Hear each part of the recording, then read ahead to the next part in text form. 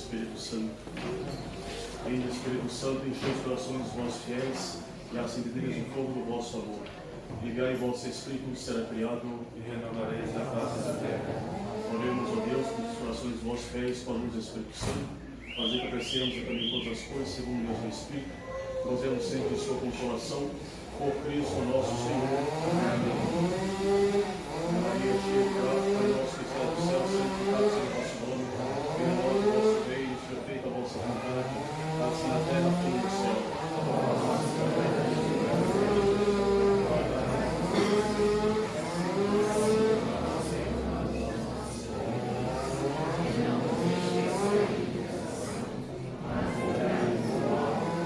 Maria, cheia de graça, o Senhor é convosco.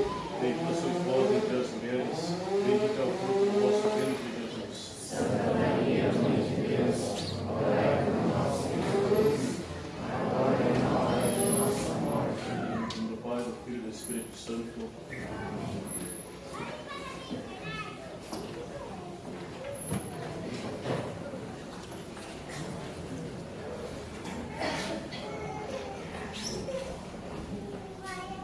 Quando eu for elevado da terra, atrairei todos os homens a mim.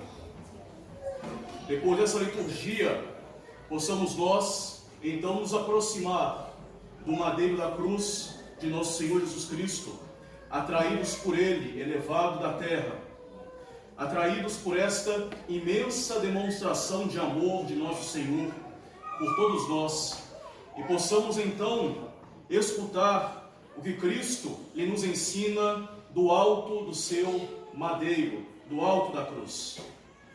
A cruz é como um púlpito onde Cristo nos dá a coroação da sua doutrina, dos seus ensinamentos.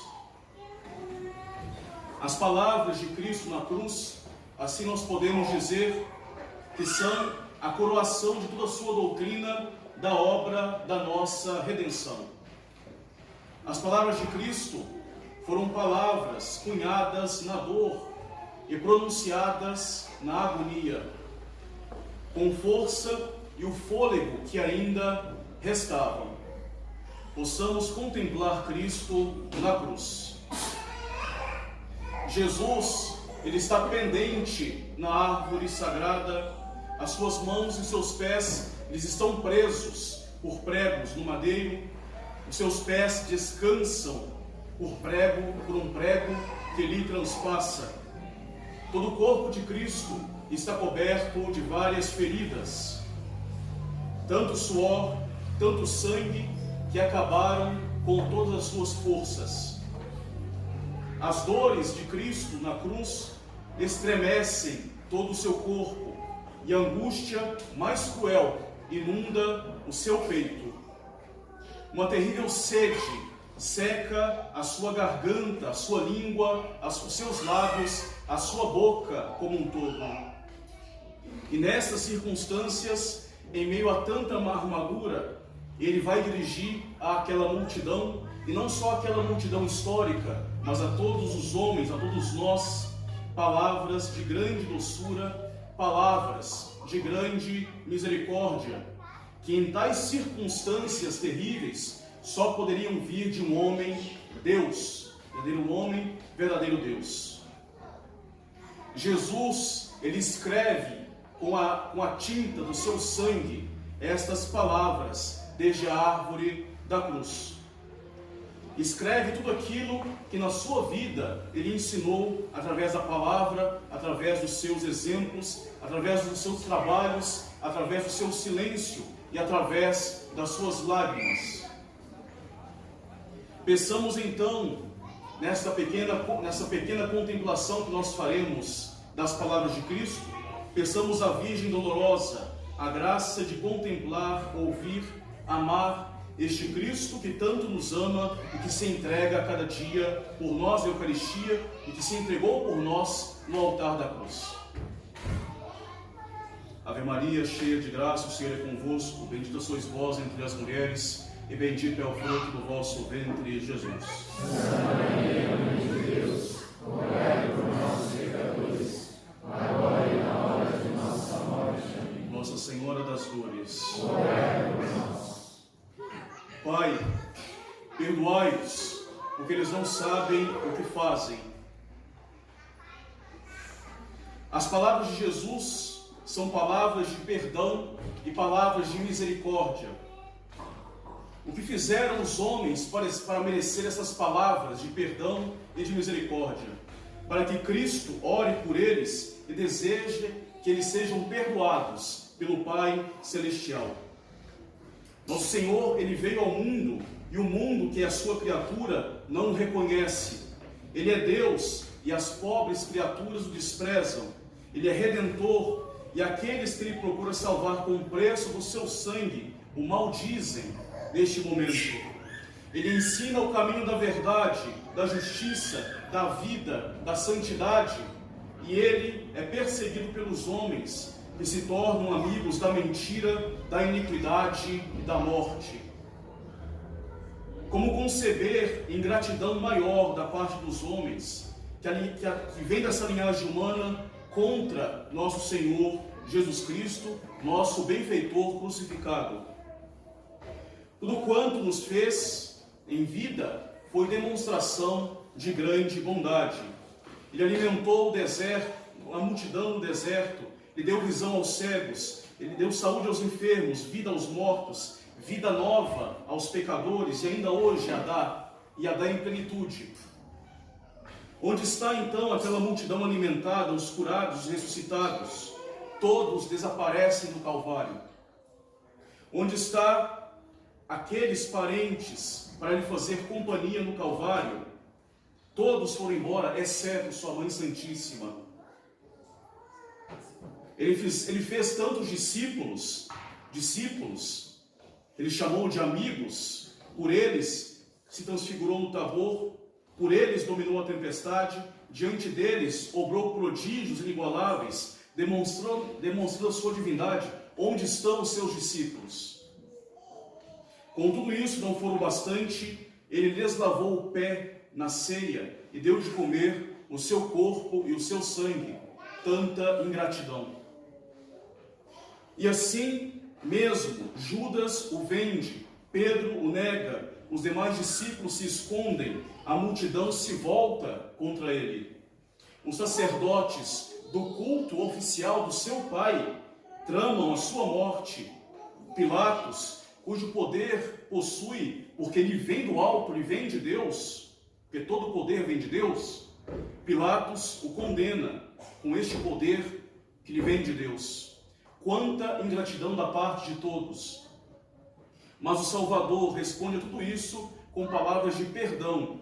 Pai, perdoai-lhes, porque eles não sabem o que fazem. Depois de tanta demonstração de bondade, porque tanta ignorância da parte dos homens, não sabem o que fazem. Ignoram o que fazem, não porque não tinham motivos para conhecer a divindade de Cristo, mas porque estão cegos de orgulho, de soberba, depravados de corrupção, moldados pela inveja, e não conseguem confessar a bondade do Salvador, porque os vícios eles cegam. Eles não sabem o que fazem, porque exaltados por uma grande crueldade, eles não refletem o enorme crime que eles estão apoiando, condenando o inocente. E que inocente! Ignoram o que fazem, porque tendo o coração apegado à vaidade, às misérias da terra, às honras e os poderes do mundo, não conseguem enxergar o abismo que se abre sob os seus pés. E quão horrorosos serão os tormentos, por eles terem entregue não somente um homem inocente, mas a própria inocência, o Santo dos Santos de Deus. Pai, perdoai-lhes, eles não sabem o que fazem. O que nos encanta é a resposta de Cristo e a imensa misericórdia de Jesus para conosco. Em efeito, se Ele está agora fixado na cruz, é justamente para nos dar a possibilidade do perdão dos nossos pecados. Pai, perdoai. Ainda que seja em meio às mais diversas dores, perseguições, decepções, devemos nós também seguir o exemplo de Cristo. Devemos perdoar àqueles que nos tormentam, aqueles que nos perseguem, para também sermos dignos nós mesmos do perdão de Cristo. Perdoai-nos as nossas dívidas, assim como nós perdoamos aos nossos devedores. Em verdade, eu te digo, hoje estarás comigo no paraíso. Nosso Senhor, Ele não deixa de ser bom para conosco, mesmo nas suas maiores agonias. Podemos dizer com certeza que nesse momento é que a sua bondade se torna mais bela e se torna mais atraente para todos nós. É muito fácil agir bem quando se está em paz, numa grande paz.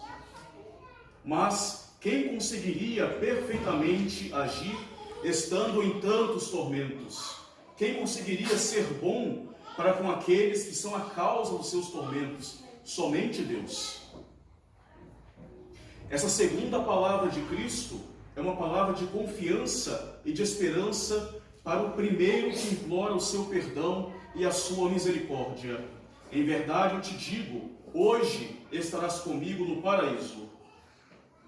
É uma verdadeira felicidade escutar essas palavras consoladoras, sobretudo da boca daquele que somente pode cumprir perfeitamente esta promessa. Hoje estarás comigo no paraíso. Jesus, ele foi crucificado no meio de dois ladrões. Tramaram os judeus para que assim se fizesse, para que Cristo tivesse uma humilhação ainda maior. E a providência permitiu esta situação para a nossa edificação e para a sua maior glória. Essas duas personagens ao lado de Cristo, dois ladrões, um à direita e outro à esquerda, se tornam uma ocasião incalculável de proveito para a nossa instrução. Ambos os ladrões, eles estavam a imprecar contra Cristo, pois certamente a sua execução foi adiantada para fazer companhia a Cristo, e por isso estavam aborrecidos com Cristo. E Cristo, o que faz? Lhes responde sempre com um olhar de grande bondade. Pouco depois, esta cena muda.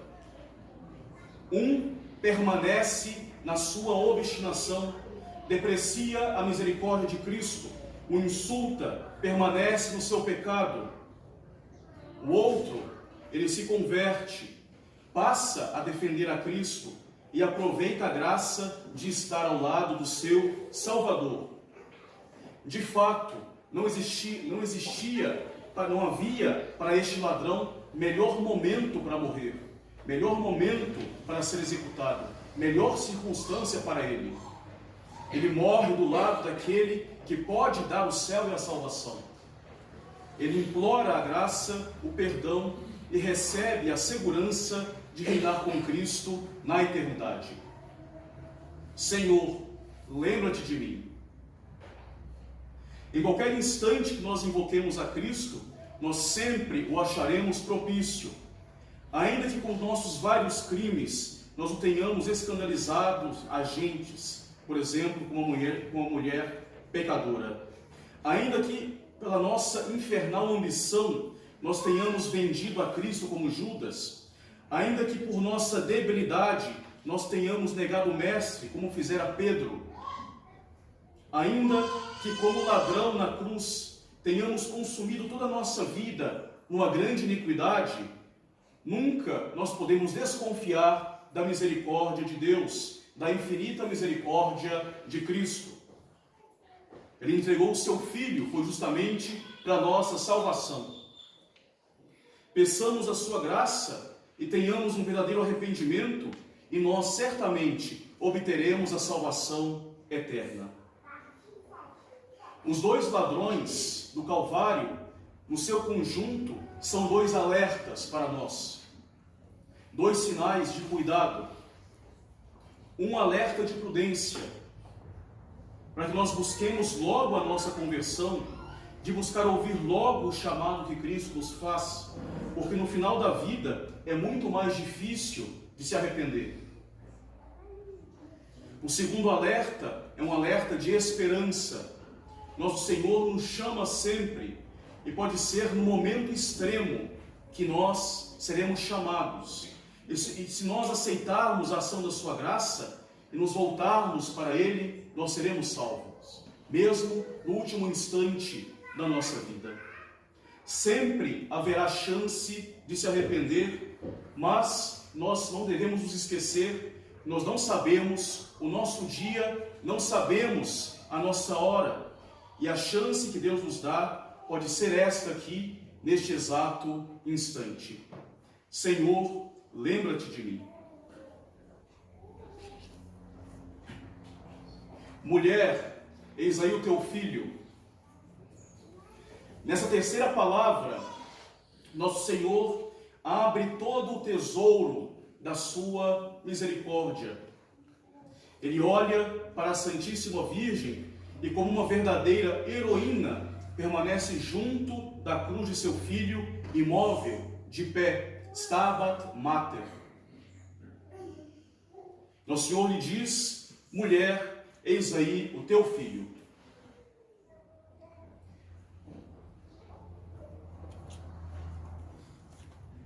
Ao novo homem que Deus havia, ao novo ser que Deus havia formado através de uma das costelas do homem, Adão dá o nome de mulher, porque foi tirada do homem. E esta primeira mulher especificamente se chamou Eva, por ser a mãe de todos os homens. Nosso Senhor olha para Maria e a chama de mulher, revelando para nós a nova mulher que Ele forjou e preparou com todo o seu amor no seu sagrado coração. A nova mulher, a nova Eva, a mãe de toda a nova humanidade, resgatada para ser mãe de todos os homens.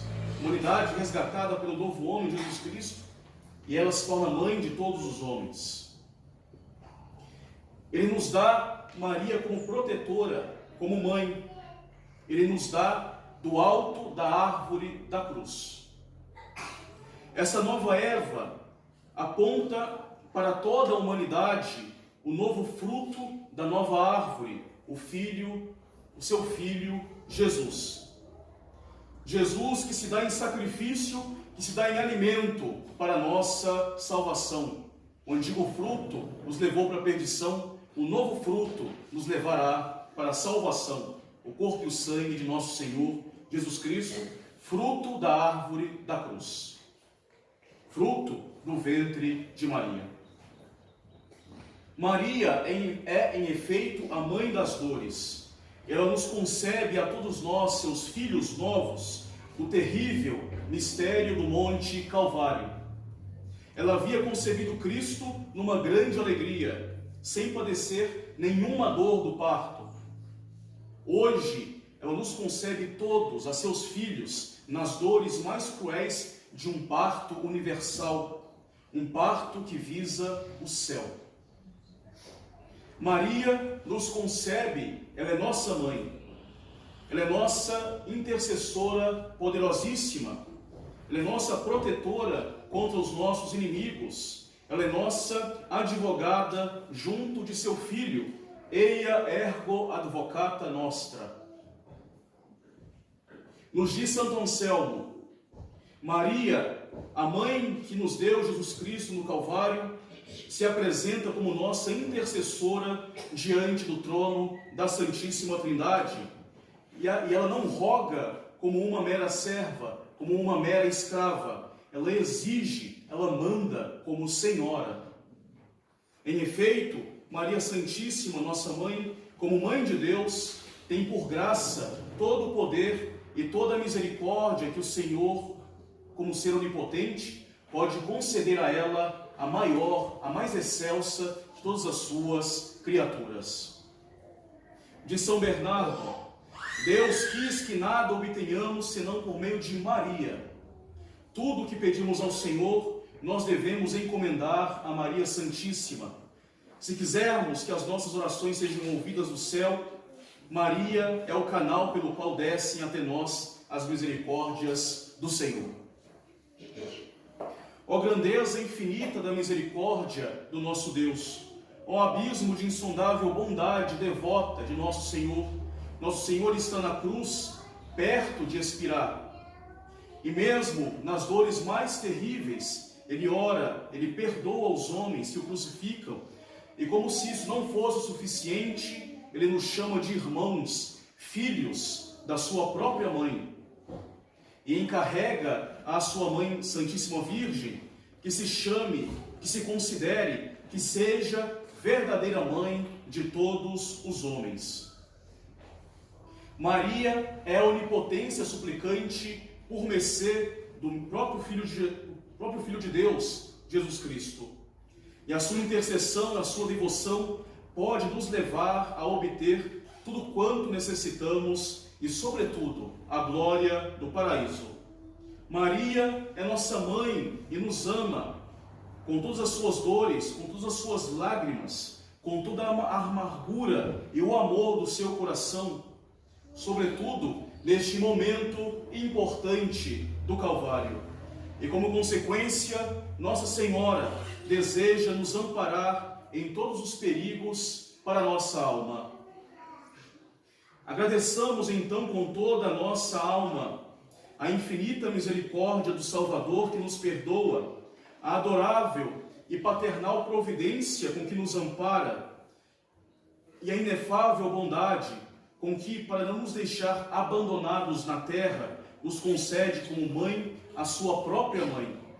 E como protetora na terra, esta Virgem Santíssima que reina com Ele no céu. Filho, eis aí a tua mãe. Ave Maria, cheia de graça, o Senhor é convosco. Bendita sois vós entre as mulheres, e bendito é o fruto do vosso ventre, Jesus. Santa Maria, Mãe de Deus, rogai por nós, pecadores, agora e na hora de nossa morte. Amém. Nossa Senhora das Dores, rogai por nós. Meu Deus, por que me abandonaste? Nosso Senhor está na cruz, esgotado as suas forças. Uma agonia crescente, um terror crescente, apodera-se da sua alma. Tudo estava consumado. A dor o constrange, a agonia o tormenta, a morte, como um negro manto, se aproxima, e o império das trevas parece estar ali no controle de todas as coisas. Meu Deus, por que me abandonaste? Desde a hora sexta, as trevas, como uma nuvem de horror, cobriram a face da terra. E já estamos perto da hora nona. Nosso Senhor já está a lutar 3 horas naquela cruz contra os tormentos da agonia e da escuridão. Muito lhe afligem as trevas do céu, mas muito mais infinitamente incomoda a escuridão, a falta de fé em que vivem muitos os homens e a cegueira da parte do seu povo. Pode assim nos dizer nosso Senhor: desde que eu fui crucificado, eu estou ouvindo os suspiros que verte do coração transpassado da minha Mãe Santíssima. Vejo as suas lágrimas a inundar o Monte Calvário. Eu a encontro despedaçada pela dor e eu não posso dirigir a ela nenhum consolo. Meu Deus, por que me abandonaste? Desde a cruz eu orei pelos meus inimigos e eles continuam me depreciando e rindo da minha oração. Eu os perdoei, eu ofereci o céu ao primeiro e ao único que se mostrou penitente. E ninguém quer seguir o seu exemplo, ninguém quer aproveitar o meu sangue, que com tanta infinita misericórdia eu estou derramando.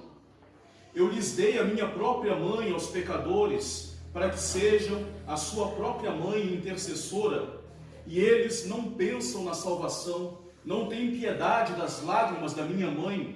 Me aflige a crueldade e a ingratidão dos homens. Neste momento de dor e angústia, eu não encontro nenhum consolo humano. Meu Deus, por que me abandonaste?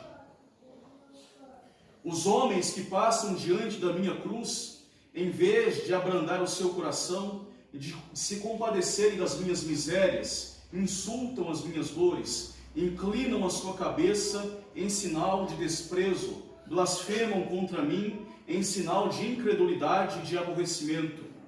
Eu peço aos céus misericórdia para eles e eles zombam, crendo que eu estou chamando por Elias. Eles não querem compreender que eu poderia rogar a meu Pai e ele me enviaria 12 legiões de anjos para confundirem estes implacáveis verdugos e soldados. Eles são soberbos e fecham os olhos, estão corrompidos pelo pecado, cobrem os olhos e não veem as próprias criaturas inanimadas que proclamam o Criador na sua cruz. Eles me aborrecem e este aborrecimento lhes perturba a memória, não os permite de recordar meus grandes prodígios. Todas as pregações e ensinamentos meus, eles não conseguem enxergar que eu morro voluntariamente por eles. Meu Deus, por que me abandonaste? Os homens que me rodeiam não me entendem e me insultam, não me chamam filho de Deus, nem filho do homem, não me dizem Messias, nem grande profeta, não me proclamam rei dos judeus, como fizeram com ramos de palmeira e de oliveira quando eu entrei com eles em Jerusalém. Nisto, e tão somente nisto, nesta perversão e abandono da parte do meu povo, que consiste a minha dolorosa angústia, meu Deus, por que me abandonaste? Ó desamparo do nosso Salvador. Saibamos nós oferecer a Cristo a nossa conversão. Saiamos nós do caminho da cegueira e da blasfêmia, e com grande fé e com grande piedade, com penitência e com justiça, acompanhemos o nosso divino Redentor, oferecendo a Ele na cruz o consolo da nossa conversão. Senhor, que eu não vos abandone. Tenho sede. Para que se cumprissem as Escrituras, o Salvador disse: tenho sede. Disse o salmista: a minha garganta está seca, qual barro cozido. Pega-se no paladar a minha língua, vós me reduzistes ao pó da morte. Nosso Senhor trabalhou anunciando o reino de Deus, nosso Senhor clamou pela conversão dos homens. E nesse momento, sobretudo, esses homens se voltam contra Ele. Se Ele tem sede, esta sede é produzida pela iniquidade dos homens. Esta sede nasce do orgulho, com que se convertem em filhos da ira aqueles que deveriam ser filhos da sua misericórdia. Esta sede nasce do que Ele vê nos homens, os quais Ele quer salvar. Ele vê uma obstinação que os inclina a permanecer na culpa, a se separar de Deus e a odiar a Cristo, que prega que veio lhes dar testemunho da verdade. Esta sede nasce do que Ele observa nos homens, o amor ao pecado e o ódio à santidade. Pois os homens desejam abrasar-se nas mais diversas paixões desordenadas e alimentam uma repulsa por tudo quanto é puro, santo e justo. O meu coração aceitou a desgraça e o vitupério, na esperança de quem se condoesse de mim, mas em vão procurei quem me aliviasse. Eis a sede de nosso Senhor Jesus Cristo. Cristo necessita demonstrar na cruz que todo homem se corrompeu do seu caminho, que todos o abandonaram naquele instante de angústia infinita para o seu coração, quando naquele momento Ele estava operando a redenção destes mesmos homens. Eu tenho sede. Ele pede um pouco de água para refrescar a garganta e também uma ligeira mostra de caridade para consolar a sua alma. mas me deram fel no lugar da comida e vinagre como bebida, diz o salmista. Quando ele chama, os homens não ouvem, quando procuram somente encontrar a Cristo para aumentar os seus tormentos. Tenho sede, ele pede água para umedecer os lábios, e lhe dão fel e vinagre para aumentar ainda mais a amargura da sua língua. Assim são os homens. Quando Cristo tem sede de virtude, os homens respondem se entregando aos vícios. Quando Cristo tem sede de fé, eles desprezam a doutrina, lutam contra todas as humilhações, luta contra a igreja, aborrecem as coisas sagradas. Quando tem sede de que sejam humildes, lutam contra as humilhações e se revestem de uma grande soberba. Quando tem sede de que sejam puros, eles o insultam, apegando sua alma às abominações e exaltando a própria impureza. Quando tem sede de que se salvem, buscando o caminho do céu, eles abandonam a Cristo e tomam o caminho do inferno.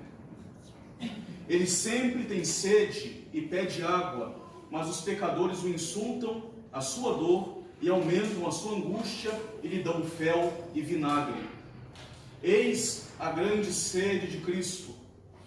Ele a proclama e quer que todos conheçam que a sua sede na cruz não é efeito de falta de água natural para a sua boca, mas falta de fé, falta de virtude nos homens para irem para o reino de seu Pai. A sede de Cristo é um grande abandono, um grande desamparo. Esta sede é um desejo ardente que os homens se salvem.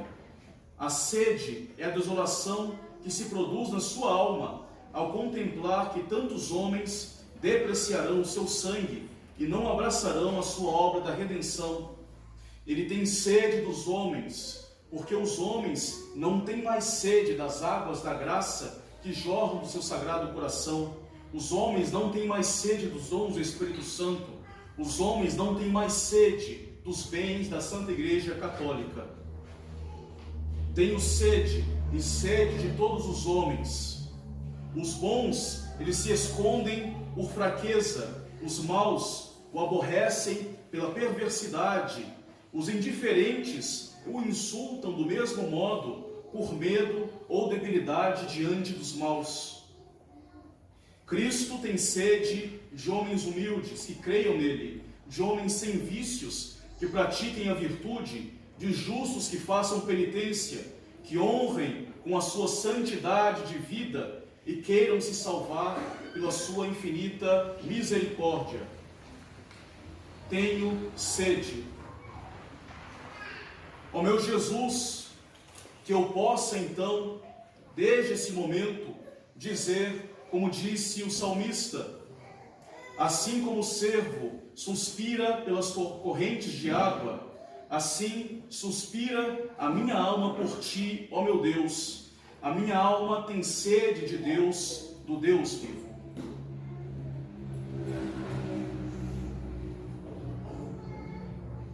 Tudo está consumado. Jesus pronunciou esta sexta palavra depois de ter experimentado aquela bebida amarga de fel e vinagre que lhe deram para beber na cruz. Depois de haver bebido fel e vinagre, depois de haver bebido até as últimas gotas do cálice da amargura, depois de se convencer que nem mesmo as dores da agonia puderam extinguir a sede da vingança que devorava os seus perseguidores, depois de ter escutado os insultos e as blasfêmias dos inumanos sacerdotes, que nem mesmo diante da sua cruz acalmaram a sua espantosa ferocidade, depois de ter observado como os homens não se importam com sua sede, desprezam a proteção da sua Mãe Santíssima e a infinita misericórdia de Deus, depois de ter bebido fel e vinagre, ele diz: tudo está consumado. Tudo está consumado. A grande obra da redenção está começada.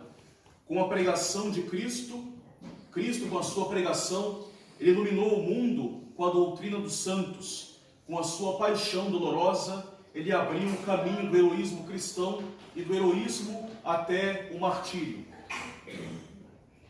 Os profetas haviam anunciado que todos os seus ossos seriam contados.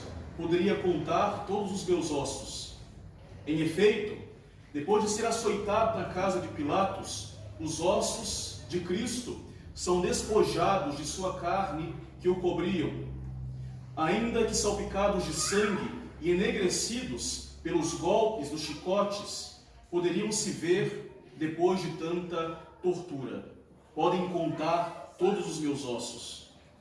Disse também o profeta: desde a planta dos pés até a cabeça, ele era uma única chaga.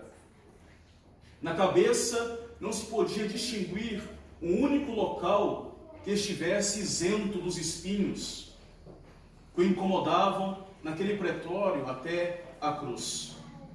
As cusparadas e os golpes inundaram aquela face dolorida. O pescoço estava ferido pela pressão das cordas na prisão. As mãos e os pés com cravos, como previu o profeta, transpassaram as minhas mãos e os meus pés. Os braços, o peito, as costas, as pernas, a cintura, cortados de açoites, os ombros feridos pelo peso da cruz, os joelhos esfolados pelas quedas que tiveram nas ladeiras de Jerusalém. Todo o corpo do Salvador era unido numa espantosa ferida. Tudo está consumado. Cristo já não pode ter para ele maior dor. Já não é possível que se aumente o número das suas chagas e o número dos seus tormentos. Já se havia cumprido tudo o que havia anunciado os profetas. A morte será vencida pela sua morte, enfim. A soberba de Adão é vencida pelas suas humilhações. A mancha de Eva é lavada pelas lágrimas de Maria Santíssima. As portas do céu, fechadas pela culpa, serão abertas pelos golpes da cruz da redenção. Agora, basta repousar o seu espírito nas mãos do Pai, para que enfim chegue ao fim o império do pecado, para que seja destruída a iniquidade na sua raiz e seja estabelecida a paz entre a terra e o céu. Falta um instante para que a terra se estremeça, para que os sepulcros se abram, a humanidade se regenere e os santos, os justos da antiga lei, que no seio de Abraão estavam suspirando por este dia, os justos se alegrem com a entrada no paraíso. Tudo está consumado. Ele nos ensinou a ser santos, revelou-nos toda a verdade, nos mostrou a caridade e a humildade, nos deu seu corpo e seu sangue no Santíssimo Sacramento para o nosso alimento e para a nossa companhia. Ele fundou a igreja, estabeleceu uma hierarquia, instituiu os santos sacramentos, nos deu todo quanto era necessário para a nossa salvação. Tudo está consumado da parte de nosso Senhor Jesus Cristo.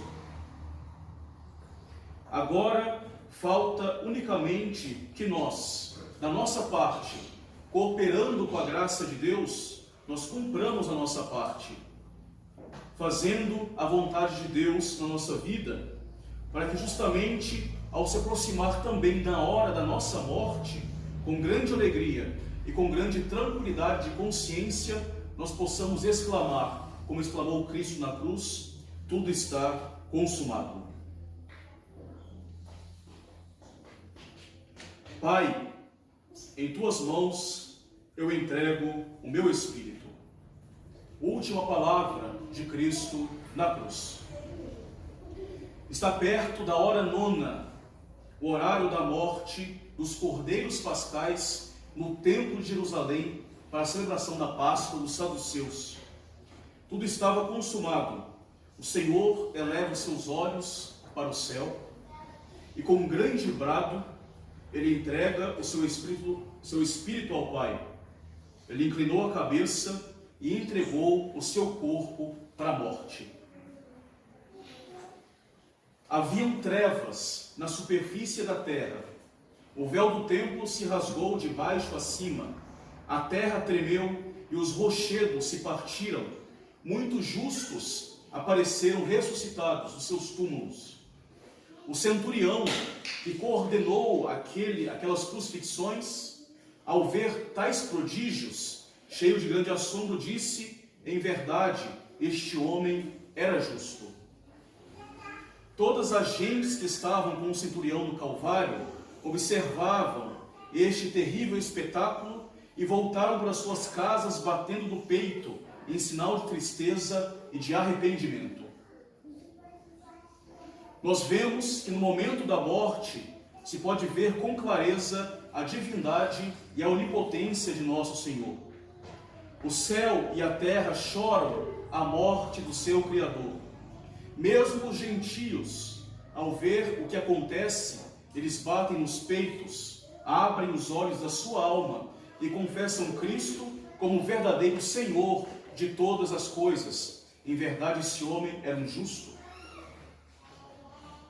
São Lucas, no Evangelho, lhe diz que Jesus, chegada a hora nona, dando um forte brado, exclamou: Pai, em tuas mãos eu entrego o meu espírito. Como Cristo poderia dar um forte brado, um forte grito em tais circunstâncias? A dor não permitia. Ele já não tinha nem mesmo a respiração necessária para a sua vida, para o restante da sua vida. A princípio, um crucificado, ele morria de asfixia. Ele não tinha mais força para sustentar o peso do próprio corpo, porque para respirar era necessário se erguer ao máximo. A sede havia secado a sua garganta e a sua boca. O cansaço, a extenuação, a agonia impedia cada vez mais qualquer movimento, senão um movimento de abandono. E mesmo assim Cristo dá um forte grito. Aquela voz pujante nos indica que a sua morte era voluntária. Ele havia dito: eu dou a minha vida, ninguém a tira de mim, mas eu a dou de mim mesmo, e eu tenho o poder de a dar, assim como eu tenho o poder de a reassumir. Tal é a ordem que eu recebi do meu Pai. Aquele brado, aquele grito de Cristo na cruz, provava mais uma vez a sua divindade. Ele era Deus. Já não era mais a força de um homem, era a força de Deus. Esta voz não foi pronunciada pelo homem, mas pelo próprio Verbo de Deus. Essa voz foi pronunciada pela palavra eterna de Deus, que possui nele a vida eterna. Para aquele forte brado ser possível, era necessário o mesmo poder que ele usou para multiplicar os pães, para ressuscitar Lázaro e para curar um cego. Em suma, para fazer um milagre, esse grito era verdadeiramente milagroso. Pai, em tuas mãos eu entrego o meu espírito. Ele confirma no instante exato da sua morte o que ele tantas vezes repetiu em vida. O Messias, anunciado pelos profetas, o Salvador esperado pelos patriarcas, a realidade descrita por tantas figuras do Antigo Testamento, pelos sacrifícios do templo e pelo Cordeiro Pascal, sobretudo, o Filho do Homem, Filho de Deus e verdadeiro homem.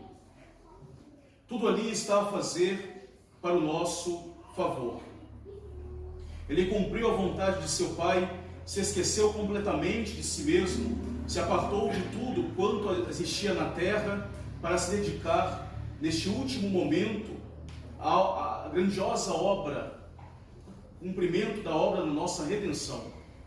Cristo, ele não conservou nada para si, tudo entregou, já não conservou a honra, não conservou a beleza do seu corpo, não conservou as próprias vestimentas, inclusive não conservou só para si, nem mesmo a sua Mãe Santíssima, dando ela a São João. O abandono e o desapego de Cristo são completos. E em retorno a tanta misericórdia de nosso bom Jesus, nós possamos então oferecer o nosso coração a Ele, oferecer amor por amor e reparação pelo seu amor esquecido. Aprendamos a sua doutrina, nos movamos com seus exemplos e conselhos, cumpramos em nossa vida o que Deus nos manda. Ocupemo-nos das coisas temporais, sem negligenciar o negócio da nossa salvação, e tudo ordenar para o negócio da nossa salvação. Recebamos com frequência e devidamente os sacramentos que abrem para nós as portas da imortalidade. Perdoemos os nossos inimigos, rezemos por eles. E se ao nosso lado morre o nosso mais rancoroso adversário, demos a ele a nossa misericórdia, como Cristo fez ao ladrão arrependido. E assim como nosso Redentor na sua cruz nos encomendou a sua Mãe Santíssima, também nós possamos, como queridos filhos seus, nos encomendar a cada dia a nossa vida a Maria Santíssima, repousar o nosso espírito nos seus braços maternos, agora e na hora da nossa morte. Mãe, em tuas mãos eu entrego o meu espírito. Pai, em tuas mãos eu entrego o meu espírito. Ao dizer isso, a natureza estremece, os sepulcros se abrem, o véu se rasga. E só nós ficaremos insensíveis a este mistério da nossa redenção. Os homens, as criaturas racionais, é quem deveriam mostrar, que nos mostram esta graça. Os homens, as criaturas inanimadas, mostram este quebrantamento, e são as criaturas racionais que deveriam mostrar maior amor pela morte de Cristo, maior dor pela morte de Cristo. Abandonemos então os nossos pecados, saiamos do caminho da perdição, busquemos o caminho da graça, para que nós possamos, na tranquilidade da nossa vida, repousar a nossa alma nos braços de Jesus. Nas vossas mãos, Senhor, eu entrego o meu espírito. Amém. O lado de Cristo é aberto por uma lança de um soldado, de onde saiu sangue e água. O seu coração é aberto como uma porta de misericórdia, onde nós devemos passar para chegar ao céu. O seu coração é aberto como uma sala de banquetes, onde nós devemos nos alimentar do seu corpo e do seu sangue e participar da felicidade sem igual. E o abismo da misericórdia de Deus é aberto para nós, onde nós devemos abismar as nossas misérias e nos afundar nas águas da santidade. É a fornalha ardente onde nós somos purificados dos nossos pecados com o fogo da infinita caridade. Possamos então ir ao Sagrado Coração de Jesus e oferecer a Ele algum consolo, um olhar de afeto, pedir o perdão das nossas faltas, buscar a conversão. Vamos desagravar a Cristo. Diz o Evangelho de São João: depois disso, José de Arimateia rogou a Pilatos que lhe deixasse levar o corpo de Jesus. Pilatos permitiu e ele levou o corpo de Jesus. Possamos contemplar Cristo na sua cruz, contemplar os mais variados instrumentos da sua paixão, venerá-los por terem sido embebidos com o sangue precioso de Cristo e pedir a Deus que estes mesmos instrumentos espirituais que tanto afligiram o coração imaculado de Maria possa afligir os nossos vícios e nos levar a buscar uma verdadeira contrição e firme propósito de emenda. Ave Maria, cheia de graça, o Senhor é convosco. Bendita sois vós entre as mulheres, e bendito é o fruto do vosso ventre, Jesus. Santa Maria, Mãe de Deus, rogai por nós, pecadores, agora e na hora de nossa morte. Amém. Possamos, neste momento, desvelar e contemplar a face de Cristo. A face do mais belo dos filhos dos homens, a face humana do próprio Deus, que agora, tão desfigurado, não parece nem mesmo uma figura humana. Eu, no entanto, sou um verme e não um homem. Opróbrio dos homens e desprezado do povo. Aquela face golpeada pelos soldados e pelos sacerdotes, aquela face de extrema firmeza e doçura que em tudo exprimia a mais pura bondade, mesmo quando repreendia os fariseus, aquela face coberta por uma venda para zombar da sua doutrina, profetiza agora Cristo quem te bateu. Aquele olhar que converteu São Pedro, que lhe havia negado 3 vezes no pátio do sumo sacerdote, aquele olhar firme diante de Pilatos e poderoso diante de Herodes, aquela face que condenava a maldade dos sacerdotes da casa de seu pai, que desviaram seu coração da sua sagrada função, aquele olhar que converteu o bom ladrão na cruz. Voltai, Senhor, para nós a vossa face e nos dê a paz. Se voltardes outra vez para nós, nós seremos vivificados. Senhor, que eu busque a luz da vossa face.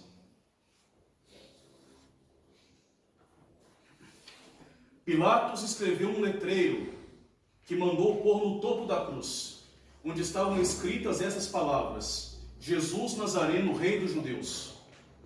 Muitos judeus leram este título porque estava perto da cidade, o local em que Cristo foi crucificado. Estava escrito em hebraico, grego e latim.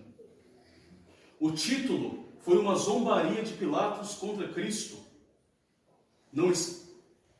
e contra também a sua proclamada realeza. Tu dizes que eu sou o rei. E ainda uma zombaria de Pilatos contra os judeus que ele detestava. Os sumos sacerdotes dos judeus disseram a Pilatos: não escrevas rei dos judeus, mas sim, este homem disse ser o rei dos judeus. Respondeu Pilatos: o que eu escrevi, escrevi. Na sua obstinação, eles não reconhecem como o seu reino messiânico, prometido e esperado pelos patriarcas e pelos profetas. Não reconhecem a realeza do seu amor. Deus reinou a partir do lenho e um letreiro explicativo ostenta esse mistério diante de todos: Jesus de Nazaré, Rei dos Judeus. Mas os seus não o reconheceram. Ó meu Jesus, neste momento nós também retiramos este título de zombaria. Nós queremos escrever na nossa alma que vós sois o nosso Rei, que vós sejais o Rei do nosso coração, que o nosso coração tenha um novo título para homenagear a sua realeza. Sejais vós o Rei da nossa vida, da nossa família, da nossa sociedade. Sabemos que a vossa realeza é a única verdadeira solução para uma paz verdadeira e uma concórdia geral.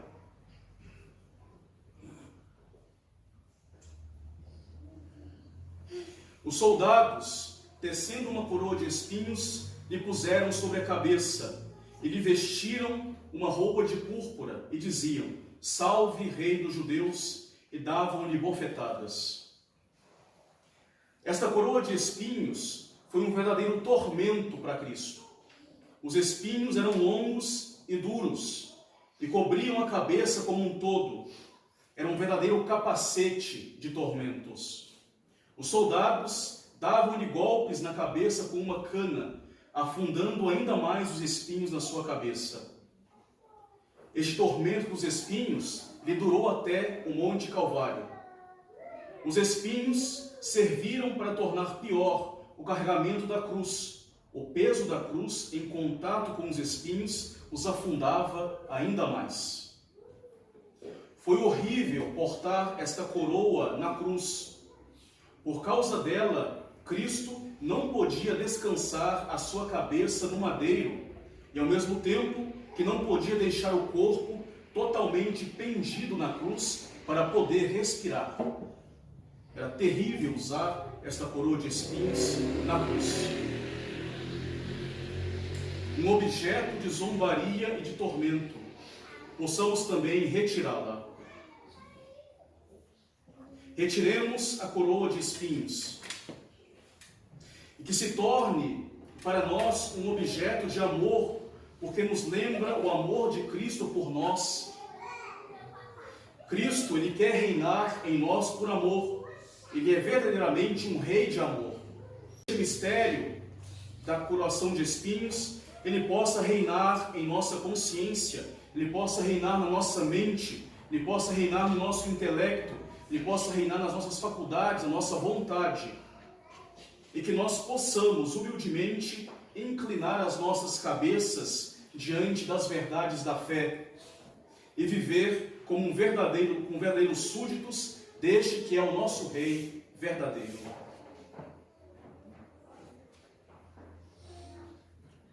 A destra do Senhor fez prodígios, levantou-me a destra do Senhor, fez maravilhas à direita do Senhor. Contemplemos a mão direita de Cristo, mão que operou tantos milagres, mão que chamou os apóstolos, mão que ergueu do chão a pecadora, mão que, segurando a mão de São Pedro, o impediu de afundar no mar, mão que acalmou a tempestade, mão que tomou pão e o vinho, o verteu em seu corpo e em seu sangue, mão que ungiu os olhos do cego com barro, mão que abençoou as multidões, mão que apontou os lírios do campo para infundir em nós a confiança na divina providência, mão que pediu que Zaqueu descesse da árvore para ir comer na sua casa, mão que expulsou os vendilhões do templo com chicotadas, mão que ofereceu um bocado de pão na boca de Judas como demonstração de amor e possibilidade de conversão, mão que curou a orelha de Malco no Jardim das Oliveiras, cortada por São Pedro, mão que apoiou o madeiro da cruz para carregá-la, mão que foi aberta e fixada na cruz. Nós soltamos a mão que tanto obrou para a glória de Deus e para a nossa salvação. Busquemos nos voltar de todo o coração a Cristo, que nos estende a sua mão.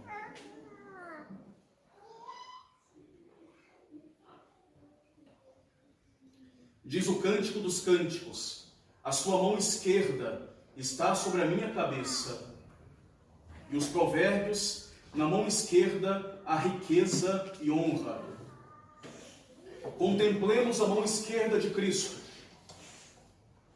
É interessante notar que a maioria das mães seguram seus filhos pelo braço esquerdo, para que a mão direita esteja livre para lhe dar assistência e mesmo fazer outras tarefas da casa.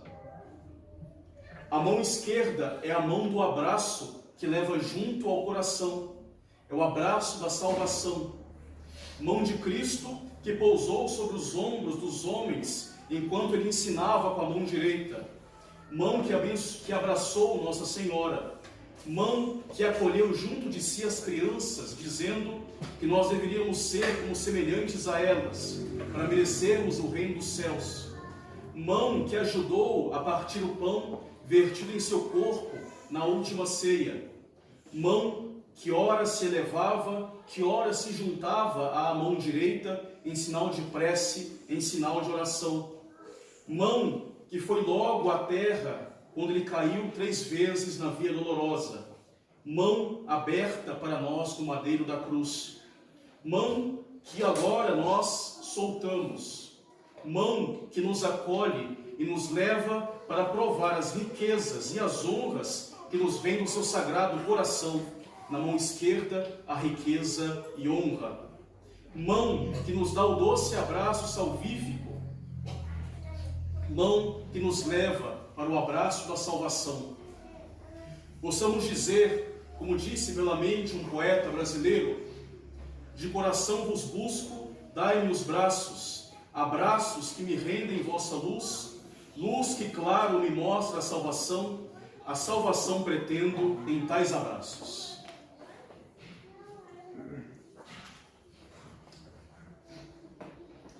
Diz o profeta Isaías: como são belos os pés, como são belos sobre as montanhas os pés do mensageiro que anuncia a felicidade, que traz as boas novas, que anuncia a libertação. Diz a Sião: teu rei, teu Deus, reina.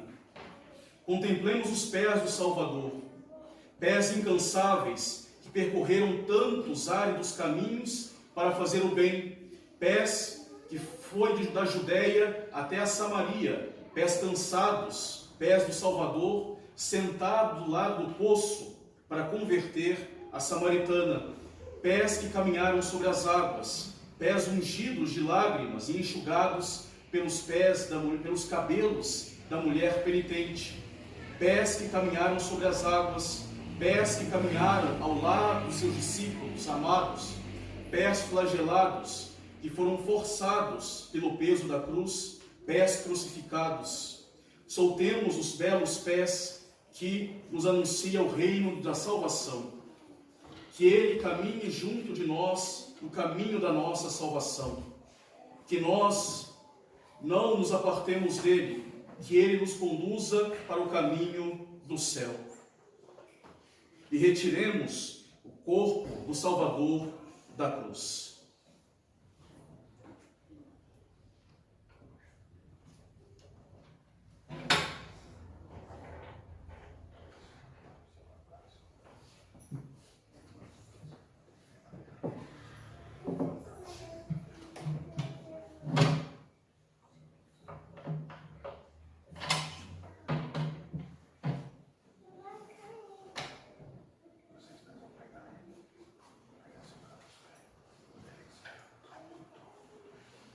Prestemo-lhe as nossas últimas homenagens.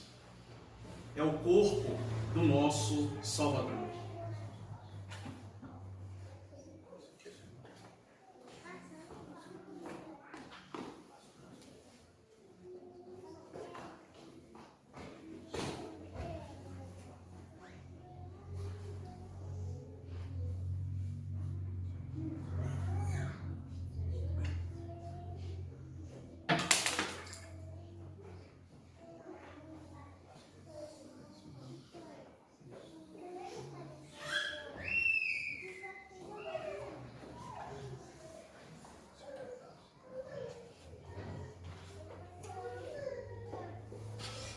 Coloquemo-lo nos braços de sua Mãe Santíssima, que dolorosa recebe o corpo de seu Filho aos pés da cruz, transpassada por uma espada de dor.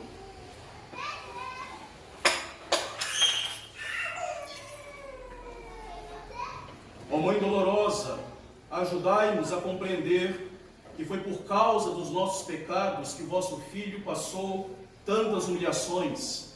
Dai-nos a graça de buscá-lo de todo o nosso coração, mudar as nossas atitudes, seguir os seus exemplos que ele nos deu na sua paixão, e buscar e trilhar junto dele o caminho da virtude e o caminho da santidade. Durante a crucifixão, quando Cristo entregou o seu Espírito, a natureza inteira se comoveu, os céus se escureceram, os sepulcros se abriram, os mortos ressuscitaram, a terra estremeceu, as pedras se quebraram. A morte de Cristo operou para nós grandes mudanças. Que a meditação da morte de Cristo possa operar em nosso coração uma verdadeira mudança. Uma mudança não como a escuridão do céu que logo passou, uma mudança não como o tremor da terra que logo se acalmou, não como a abertura dos sepulcros, que logo foram outra vez lacrados, não como a ressurreição daqueles mortos, que depois viriam a morrer novamente, não como o véu rasgado do templo, que depois foi costurado, mas uma transformação, uma mudança autêntica e duradoura, como aquelas pedras que se quebraram e permaneceram quebradas. Que o nosso coração, então, de pedra, contrito, não mais se endureça, que ele permaneça fendido, aberto à ação da graça redentora que vem por meio de Cristo e de Cristo crucificado. Amém.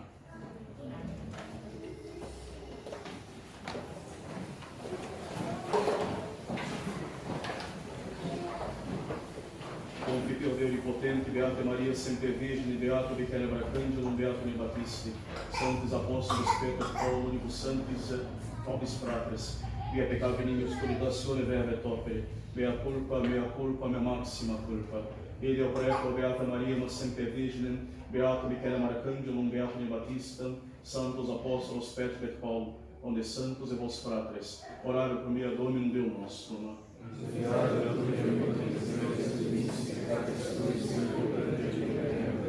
Amém.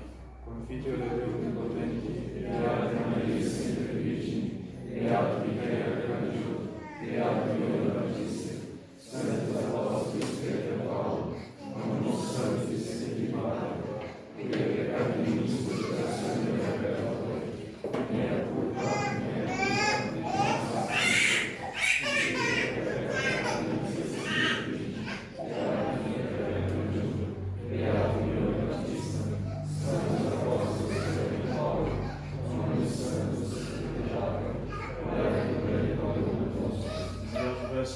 Deus, benicis peccatis vestris, perducat vos a vita eterna.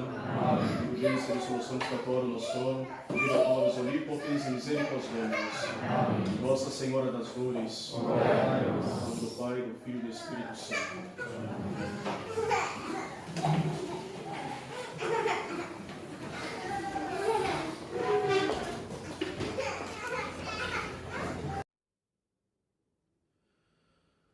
Crux fidelis inter omnes arbor una